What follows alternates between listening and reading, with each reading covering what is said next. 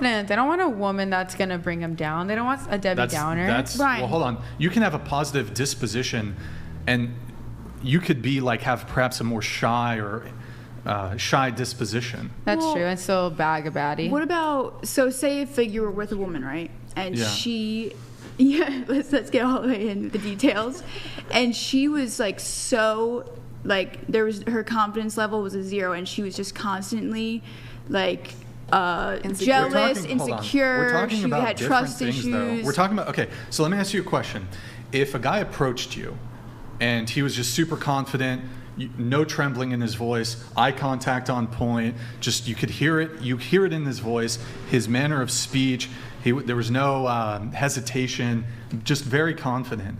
Whereas if a girl were to step to me in her and she, if she approached me and she was like a little bashful and a little bit shy and her eye contact was, but she wasn't like being creepy, but she was like maybe a little nervous, that wouldn't be, at least from the guy's perspective, a negative mark against her if she's got a little shake in her voice. Whereas if there's a shake in a dude's voice and he steps to you, that's an instant rejection for most women. I think that's kind of cute sometimes that's too. Not it's an instant it's not for me. I don't like the weird like psychotic like I'm fucking perfect, I'm amazing at conversations, hello. Like if a girl's a little bashful, like a little, but I think that's I think what you're describing is true on both ends. No, it's not. Where it's like some men like when they're bad, like you said, I think that's true. I think on the other end, some men like when women are more attractive. I think on the other end, women like when men are more attractive. And then sometimes I'm sorry, I'm getting my words messed up already. Like I've only slept 2 hours within like. Okay. 24 hours. I feel like this goes back to the original. What the fuck was the original question? Right. As soon as it gets to right here at this part of the table, I lost the whole original question. Good. I'm glad. Okay, so. I'm going to move it on, but I will bring up the hypergamy thing in a bit. But going around the table, I think we're going with you. You are 26.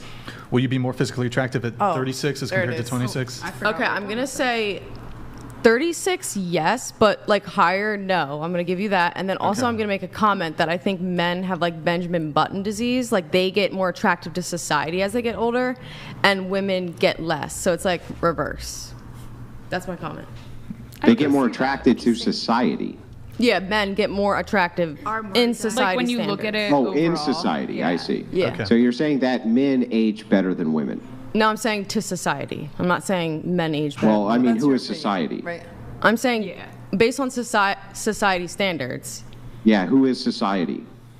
We are the grand census in general. Yeah, so men and women. So think if about you're saying Ryan that based on society, Gosling. men get more attractive with age, then you're saying that men get more attractive with age, right? I'm saying it's the based metric on of most people. It goes society. both ways. It goes both ways. Men and women. I'm saying based on society. Well, I mean, does it though? That wasn't her claim. Her claim is, she says, okay, based on society. So now we have society. Who is society? Society is all men and women collectively, right? They're looking through this societal prism. So we can reduce this to societal relativism. Yeah. Relative to the society, men are more attractive as they age than women, right? Yeah. So wouldn't that dictate that most women find older or men to get more attractive as they age? Wouldn't that logically follow? Yeah, societally. Yeah. Well, but societally is a collective group of people, right? Okay. Yeah. Yeah. So I mean, if that's true, then most people would be thinking this, right? Yeah. Yeah. I think that happens through advertisement, through films. Yeah, there's a bunch of reasons. There's like the media.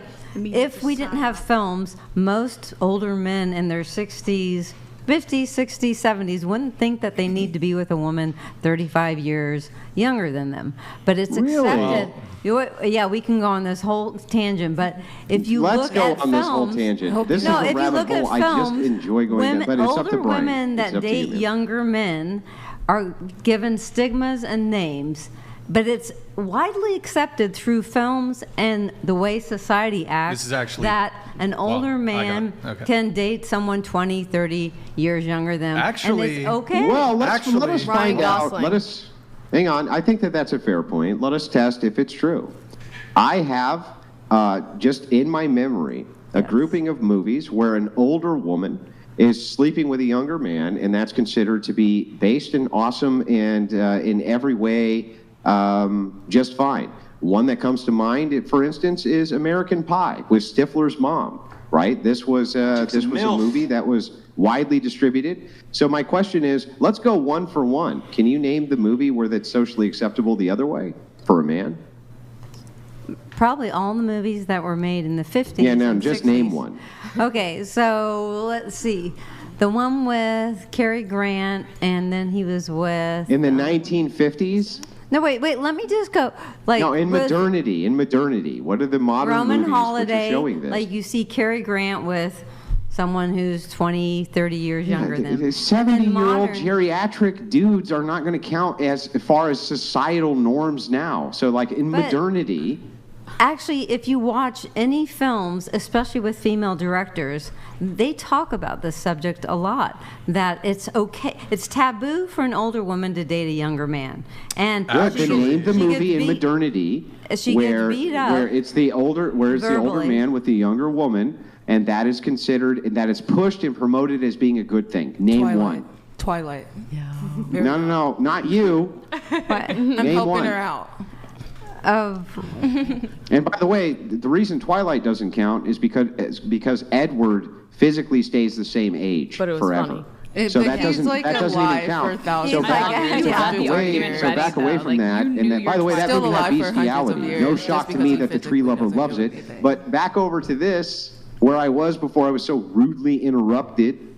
Can you name a movie of modernity where it's promoted for men to have an age gap relationship, and that's promoted as a good thing? Isn't Pretty Woman like all about not you, the woman I'm talking to who's not you.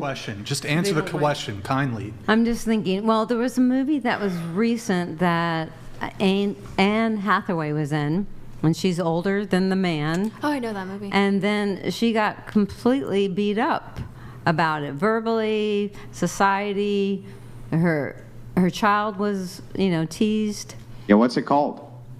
I forgot what that movie was. You would think that if these things were so, you would think that if societally it was so prevalent that age gap relationships were looked at as being okay for men to go after younger women, that you would have a slew of examples that you can give me. What about Seinfeld? And I haven't actually heard you give me one example of where that's promoted as being a good thing in a movie. All you have to do is look at what Hugh Hefner created, and then I met him years ago, and it was that does normal. Not surprise me. But it was normal for an older man to be with someone 20, 30 years, and it's in lots of movies. Before we move over to the diatribe, which I'm happy to listen to and engage with, can you name a movie of modernity, even the last 20 years, where the age gap relationship is promoted as being a good thing, where the man is older than the woman? Just one. I'm just looking for one. All of James Bond's movies.